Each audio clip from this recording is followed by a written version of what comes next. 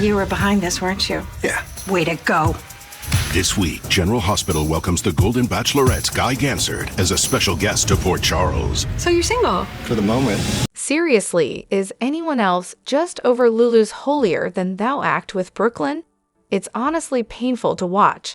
And don't even get me started on this guest appearance. So cringe. Who cast this guy? He's not even remotely attractive. GH, come on, you can do so much better than this. Also, whatever happened to Nina being at Yu's house, ready to break into a safe? Did we just forget about that? It's wild how random nobodies are landing gigs while actual trained actors are struggling to get auditions. Like really? This guy gets a job, and the ones going to school for this don't. Makes perfect sense, right? Anyway, great job, Curtis. At least someone's making moves. Drew, though, please go. Like, for real, it's time for him to step down from his high horse, lose everything, and maybe, just maybe, actually wake up. Honestly, I hope Willow has a serious moment of clarity and bolts far, far away from him. Wednesday's episode might actually be fun, thanks to Guy getting to share the screen with powerhouse actresses Cynthia Watros and Maura West. And speaking of love in the air, can we talk about how sweet Elizabeth's smile was when she saw Lucky? Then there's Drew, who somehow never leaves the scene. Like, can we get a new storyline already? But then there's Portia, about to mess it all up. Curtis is out here making big moves while Portia's still hiding the truth. Why on earth would she tell him she rigged the test results, but not mention she was blackmailed? Like Brad was blackmailing her, not the other way around. And honestly, the fact that she's more worried about losing Curtis than her medical license is kind of ridiculous. Like, get it together, girl. Hello everyone, welcome back to my channel, Messy Syrup. It's me, Abby, here. I hope everyone is having a wonderful day. Keep watching. So let's dive into today's video. Jocelyn's scenes. Absolutely love them. Because clearly, she's got it all together and always expects the unexpected, right? I was practically screaming at the TV, hit him where it hurts. And finally, she did. And let me tell you, he was not ready for that. I mean, who could be? It's like he just didn't see that coming. As for Lulu and Carly cracking, yeah, I knew it was coming. But less than 24 hours after the big reveal, that was a surprise. And then Brooklyn, comparing Lulu's abortion to her own choices. Classy move, right? Still made her look awful, though. I get it, she's trying to make a point, but really? At least Dylan had the decency to know about Lulu's pregnancy and abortion, and he was there for her. Dante, on the other hand, clueless, had no idea she was pregnant, didn't know about the abortion, and yet now his so-called best friend is sitting there with Lulu, spilling all the tea, and under totally false pretenses. Brilliant. And just when you think things can't get worse, Brooklyn finds out Lois talked to Martin. Oh, it's all going to blow up even more than I thought, and probably sooner than anyone is ready for. Speaking of which, I'm starting to be way more suspicious of Sid than before. I mean, he shoves Alexis the dagger, but never actually touches it. Then, when he finally does, it's with a cloth? Oh, he's definitely setting her up for something. Classic Cassadine move, right? But here's the real question. Is Sid a secret Cassadine? Because if he is, and he's Blaze's dad, that would make Blaze and Christina blood relatives. But I'm leaning towards Blaze being the child of Sky, who Luke nicknamed Blaze, and Alcazar. That's where the plot thickens. Now, about that county surveyor, something is so off. Drew's got his claws in him or something. There's no way that guy's a legit county employee. Not with that nod Martin gave him when Tracy touched him and Drew screamed, "That's assault." Chase even jumped in with, "You want to press charges. You know it's sketchy." Let's hope Emmy releases that video, because I have a feeling it'll be explosive. And Drew wants to keep the Quartermain name, but is perfectly fine with moving his family's final resting place. Sure, that makes total sense. I love Valentin. Seriously, I really hope GH figures out a way to bring him back without sending him to prison. Charlotte adores her father and needs him in her life. Lulu can't just waltz in and replace him. Newsflash: Charlotte doesn't love Lulu nearly as much as she loves Valentin. So how's everyone feeling about Emma now? Ha ha ha, good for her. Finally, someone who's not afraid to call it like it is. Lulu, for once, had the nerve to tell Brooklyn it's up to her to spill the truth to Dante. And let's not forget about the impending showdown between her and Lois tomorrow when everything comes crashing down. When Dante finds out, forget about it. He'll never trust Cody again. And honestly, he's right. Cody knew the secret, but only Lois knew everything. Spoilers say Valentin's going to meet a tragic end thanks to a WSB hit squad. I'm starting to believe it. I mean, they've been tracking Jason and Anna to keep tabs on Valentin. It's practically written in the stars at this point. And seriously, way to go, Brooklyn. Finally, someone saying it out loud. Lulu straight up abandoned her son. She's choosing Charlotte over Rocco. Say it again and scream it from the rooftops. Brooklyn, it needs to be heard. Did anyone else notice that the two WSB agents, Anna and Jason, knocked out, were mysteriously gone by the time Valentin walked out the front door? Where did they go, huh? Must have just disappeared into thin air.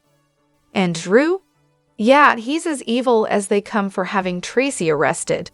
But I'll give Emma credit. She had that camera ready, capturing all the drama. Props to her for that.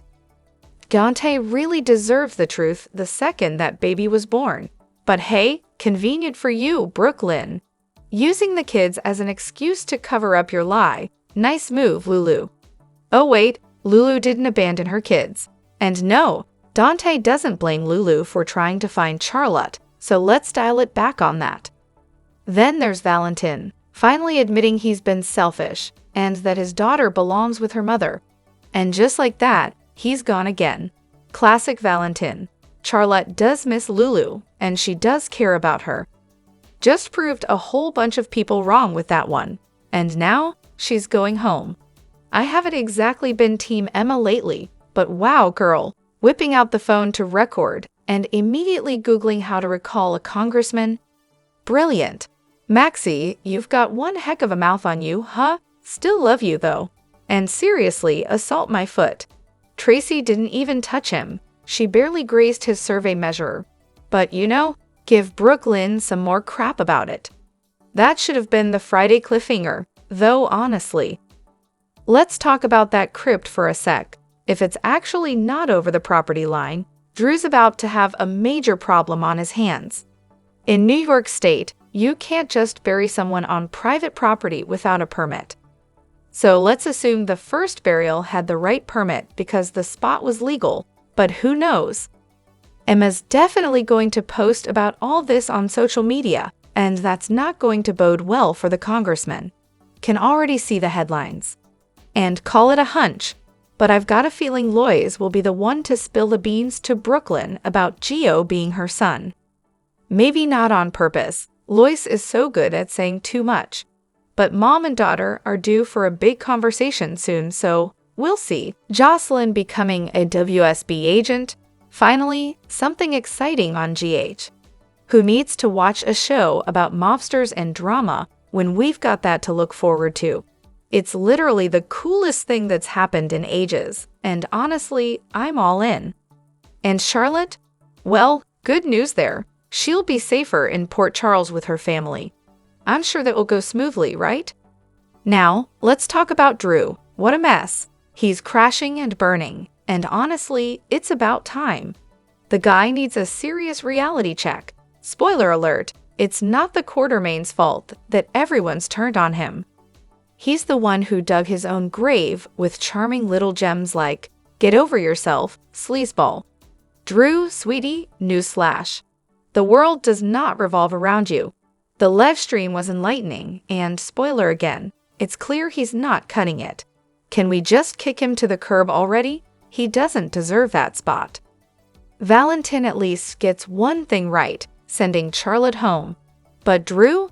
Oh, he's furious his family turned on him.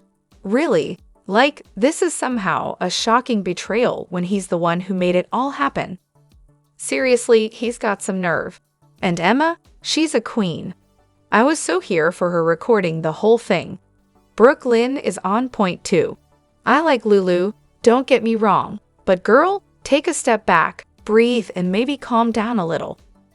Lastly, let's talk about Brooklyn's choice to give her baby up for adoption. I still stand by it. We all know Gio was better off with the Cirillo family and Sunny. The kids had a wonderful life. Heck, maybe even a better one than if Brooklyn had kept him. Because let's not forget, when Brooklyn first showed up in Port Charles, she was a nightmare. Spoiled, entitled, you name it. So maybe putting Gio up for adoption was the best choice she ever made. Can't say I blame her for that one. Okay, Valentine, I'll give you credit for two things when it comes to Charlotte.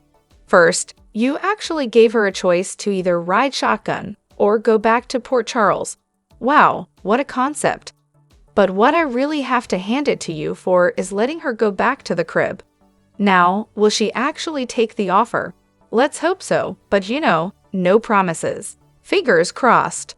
Also, is it just me, or does anyone else notice that Valentine and Charlotte's house in Argentina is basically Carly's house in Port Charles, just with longer curtains and some paintings missing from the walls?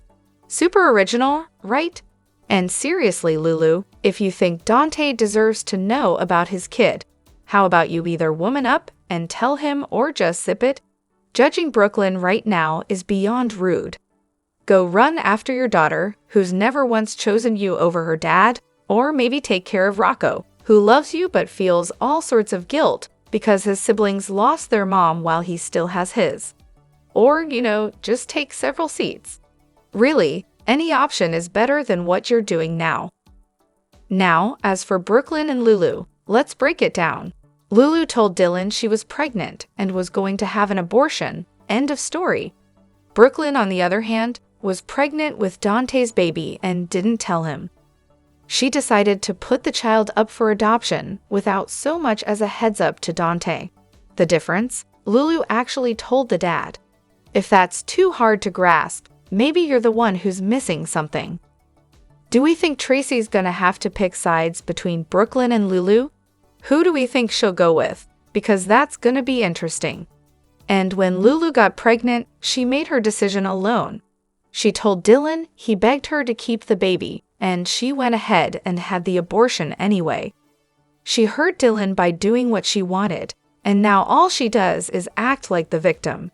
Classic Lulu move. Lulu is truly out of control here, and it's hard to ignore how awful she's being to Brooklyn. Sure, people haven't exactly welcomed Lulu back with open arms, but this is next level petty. I honestly can't think of a single reason for her actions other than pure malice. She's clearly jealous of Brooklyn, especially when it comes to her relationship with Dante. Carly called it perfectly. Brooklyn revealing she had Dante's baby would destroy a lot of lives, and I'm not sure Lulu cares about anything beyond causing Brooklyn pain. Let's not forget, Dante's got enough on his plate as it is. He's grieving Sam, trying to keep things together for Michael, worrying about Sunny, and surprise, he's even concerned about Lulu. If she does tell him about the baby, what's he even supposed to do with that information? It's been 20 years. All it's going to do is hurt him and make him angry. Carly hit the nail on the head. Lulu's sole motivation is to hurt Brooklyn. And really, that tracks with everything we've seen so far. Lulu isn't exactly thinking this through. She's reacting on pure emotion. Carly totally called her out, and Lulu's still pretending like this isn't about her ongoing feud with Brooklyn. A feud that, by the way, she started. Brooklyn has clearly grown up and matured, and honestly, I loved her in their scene last episode. But Lulu, she's insufferable. And let's not ignore the glaring hypocrisy here. As soon as Lulu found out about Brooklyn and Dante, she dropped her investigation into Charlotte and Valentine's case.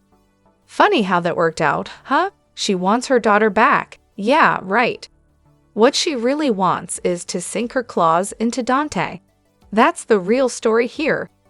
The fact that Carly was the adult in that conversation says everything.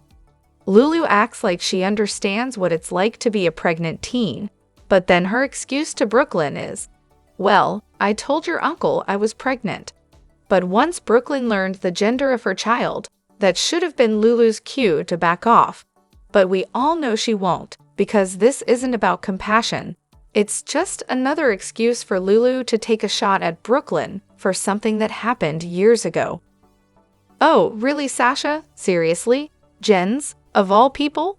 So let me get this straight. Sasha won't take a dime from Michael, Jason, or anyone else because she wants to earn it herself. Fine, I get that. I actually respect that. But the guy who kidnapped her, nearly killed her, not to mention her mom, Jason, Anna, Lucy, and Isaiah. That's the guy she decides to take money from. The same man who's neck deep in criminal activity and will bring nothing but trouble to deception. Has she even stopped to think about where that $250,000 is coming from? Usually, I'm on Sasha's side, but this is honestly the dumbest move she could make. And don't even get me started on her thinking Jason is the father while trying to keep things under wraps. That was idiotic too. But here's the kicker. If Sasha ever decides to go back on her word, Jens could have her killed. He almost did it once before. So once he's got a deal at deception, any leverage she thinks she has will be completely useless. And she's not the only one with a bad history with Sidwell. Honestly, Sasha's character is all over the place. Ever since they decided she was a chef and Holly's daughter, it's like they don't know what direction to take her. It's frustrating because I like her as an actress, but the writing, it's just so inconsistent. Sasha's Holly's daughter, so of course, she'd rather scheme her way to money than take it for free. But I can kind of see where she's coming from. She talked to Jason about how she wants to feel in control. If he just hands her money, it defeats the whole point. She even mentioned how her mom made a living grifting. Taking Sidwell's money makes her feel like she's got the upper hand. He wants her to keep quiet, and she knows exactly what she can use against him. What he did to her, Maxie, and the others, well, not Lucy, I guess. No one else in Deception would ever agree to this deal, but Sidwell clearly wants it. I think the show's trying to make a point here about how Sasha's a chip off the old block, but it's honestly a pretty clumsy setup. This has all been hinted at for a while, though. I guess there was some foreshadowing, even if it was a bit too subtle. And honestly, the baby plot is just ridiculous with Michael gone. It's hard to even take it seriously at this point. Drop your thoughts in the comment section below. Do you agree or disagree? Don't forget to like, subscribe, and hit the notification bell for more updates. Your opinions matter, and I will see you in the next video. Thank you.